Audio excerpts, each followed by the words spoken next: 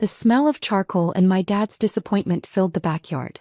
It was the annual Peterson family barbecue, and like clockwork, Dad had turned it into another lecture about my failed life choices. "Maya, honey," Mom chimed in, adjusting her pearl necklace, "your father's right. This food truck phase has gone on long enough. You're 32. When are you going to settle down with a real career?" My brother Derek smirked from his lawn chair, beer in hand. "Remember when she wanted to be a veterinarian? Then a teacher? Now she's playing restaurant owner." He gestured dismissively at the grill. "At least the food's decent." My sister-in-law Jennifer nodded enthusiastically. "Derek's promotion to senior partner means we can finally afford the house in Westchester. That's what real success looks like, Maya." I kept my focus on the grill, carefully turning each burger. The meat sizzled perfectly, restaurant quality, though they'd never admit it. "These are almost ready," I said quietly. "That's exactly the problem," Dad continued, his voice rising. "You're content with almost ready everything. Your food truck, your life, your relationships. When I was your age, I had already built Peterson Construction from the ground up." Uncle Robert joined the chorus from across the patio. "Tom's right, Maya. I see your little truck downtown sometimes. Quaint. But you can't live on quaint forever." Aunt Patricia set down her wine glass with more force than necessary. "We just worry about your future, dear. What happens when this food trend passes? You'll have nothing to fall back on." "The truck makes enough to pay my bills," I said, plating the burgers with practiced precision. Each one perfectly cooked, garnished with house-made pickles and artisanal sauce. Derek laughed. "Barely scraping by isn't success, sis. I made more in bonuses last month than your truck probably makes all year." "Your cousin Danny just got promoted to vice president at Goldman Sachs," Mom added as if reading from a script. "Remember him? He used to be so unfocused in college. But look at him now, 6-figure salary, corner office, respect." I handed Dad his burger first, knowing he preferred medium well with extra onions. Even after everything, I remembered these details. "Here you go, Dad." He took it without thanks, continuing his lecture. "Maya, I'm not saying this to be cruel, but you're living in a fantasy world. Running a food truck isn't building a future. It's prolonging childhood." The burger was perfect and we both knew it. The meat was premium grade, seasoned with my signature blend, cooked to exact specifications. But Dad barely tasted it, too focused on his point. "Look at the Henderson's daughter," Jennifer added helpfully. "She started as a nurse, went back for her MBA, and now she runs the hospital's entire administrative division. That's a career trajectory." "Maya doesn't even have health insurance," Derek announced as if I wasn't standing right there. "Still using the emergency room like a college kid." That stung because it wasn't true, but I didn't correct him. Let them believe what they wanted. Uncle Robert waved his beer toward my food truck parked in the driveway. "I mean, the truck looks professional enough, but food service is a young person's game. Your back won't handle those hours forever. Plus the stress," Aunt Patricia added. "Restaurant failure rates are astronomical. 90% close within the first year." "Actually, it's about 60%, I corrected quietly, handing her a burger. "Whatever the number," Dad interrupted, "it's too high for someone your age to be gambling with. You need stability, security, a real career with growth potential." I served the rest of the family, each plate carefully arranged. The corn was perfectly grilled with herb butter. The potato salad was homemade with red potatoes and fresh dill, and the burgers were restaurant quality. But presentation meant nothing if they'd already decided I was failing. "Remember your friend Lisa from high school?"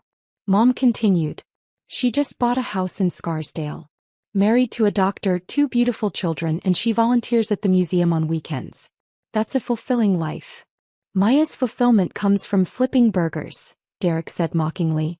"Very philosophical." The family laughed and I felt my cheeks burn. Not from anger.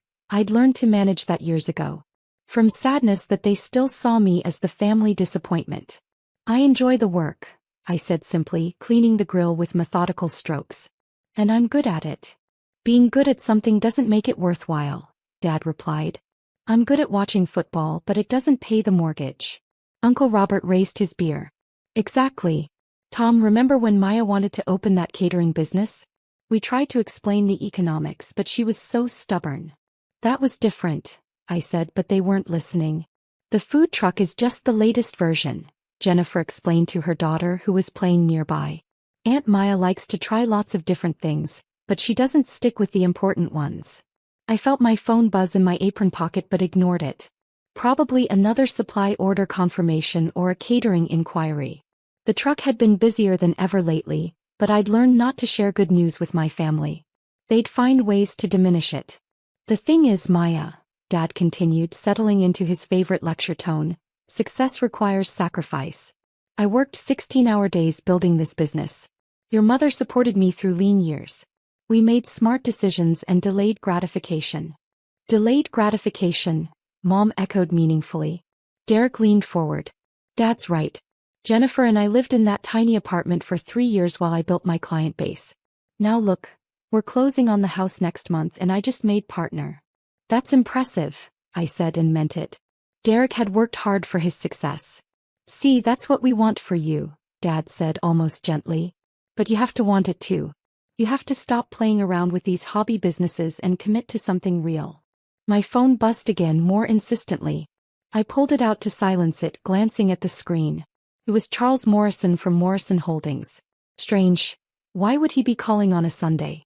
Maya, are you even listening? Mom asked, exasperated. Sorry, just checking the time.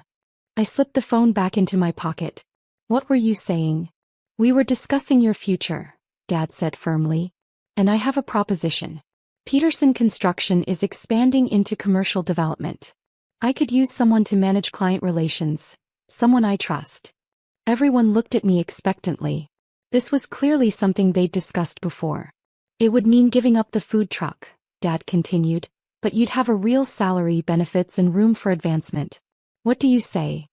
I looked around the circle of faces, all hopeful, all certain they knew what was best for me. They meant well in their way. They just couldn't see past their own definitions of success. Can I think about it? I asked. Of course, Dad said, relief in his voice. But don't take too long. Opportunities like this don't wait forever. My phone started ringing.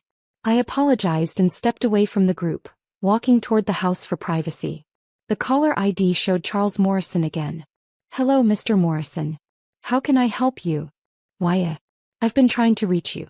I hope you don't mind me calling on Sunday, but I have news that couldn't wait. Charles Morrison was the president of Morrison Holdings, the investment group that owned half the commercial real estate in our area, including Riverside Country Club, Dad's pride and joy.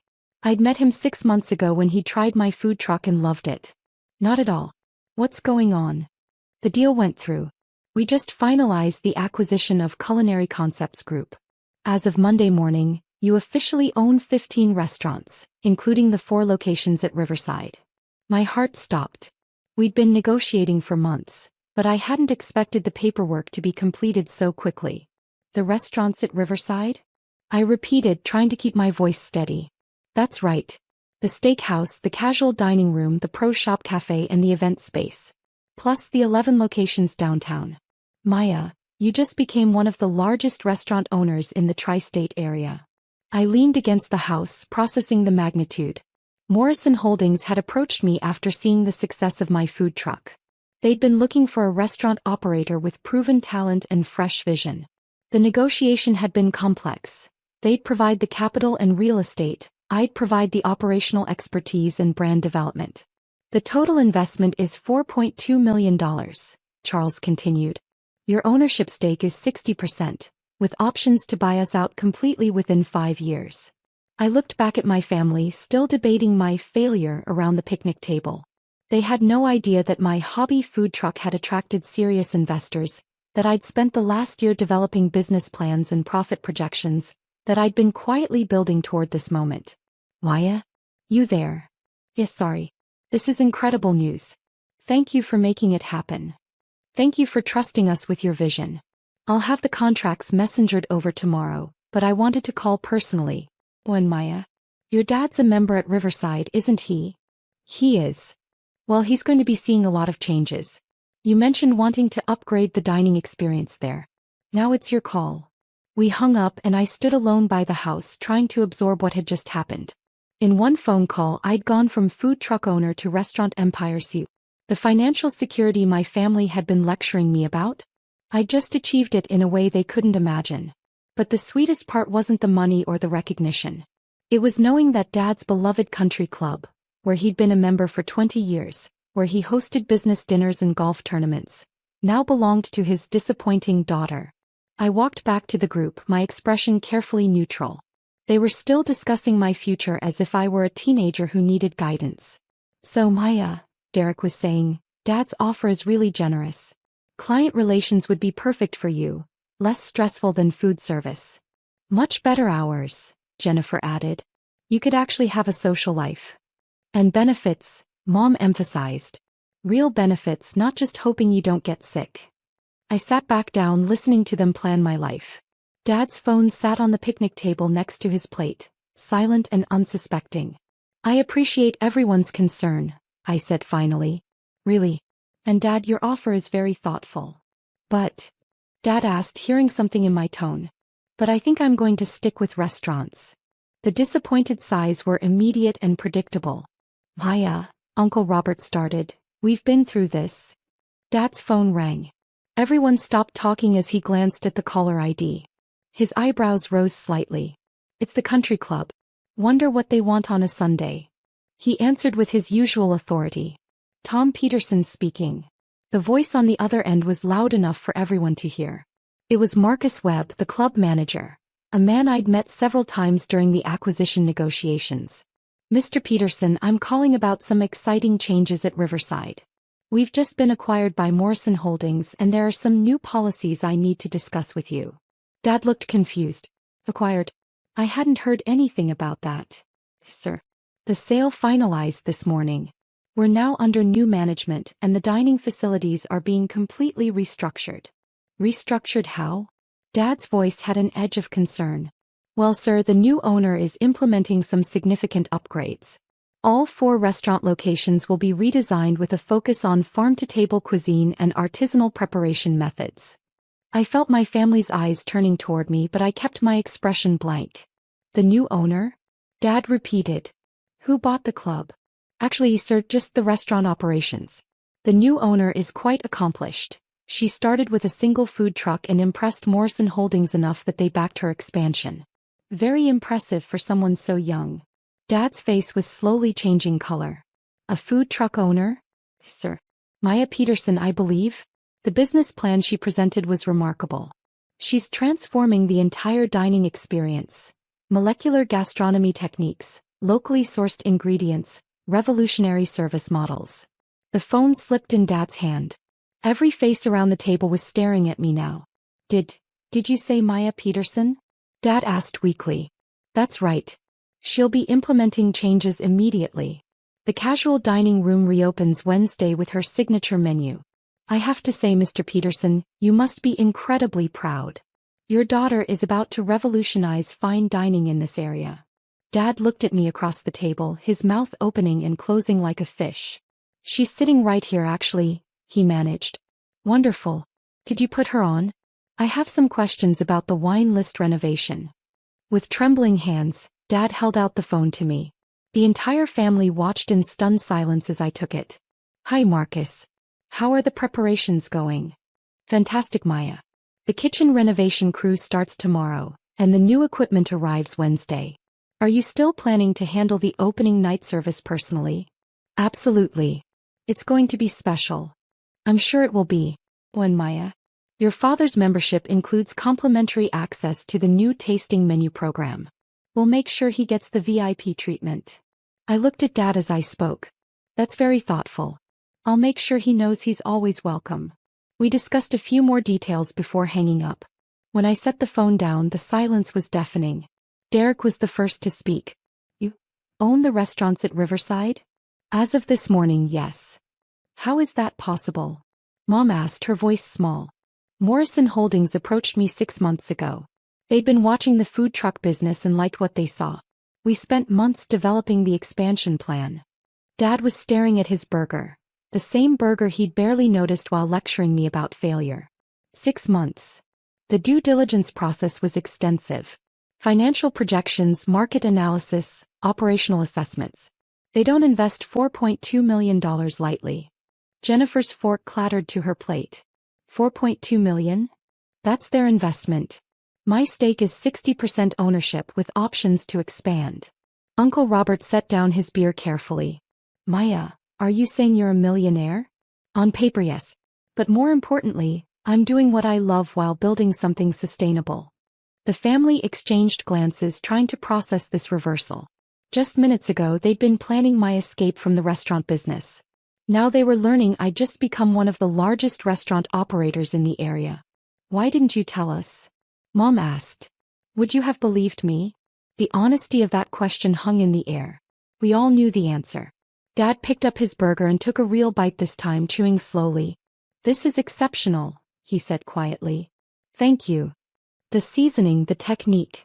This isn't amateur work. I've been perfecting it for years. He nodded, understanding dawning. And the Morrison people, they saw this quality. They saw the potential to scale it. The food truck was my proof of concept. Consistent quality, efficient operations, customer loyalty. They wanted to replicate that across multiple locations. Derek leaned forward. So when you said you were happy with the truck, I was building the foundation for something bigger.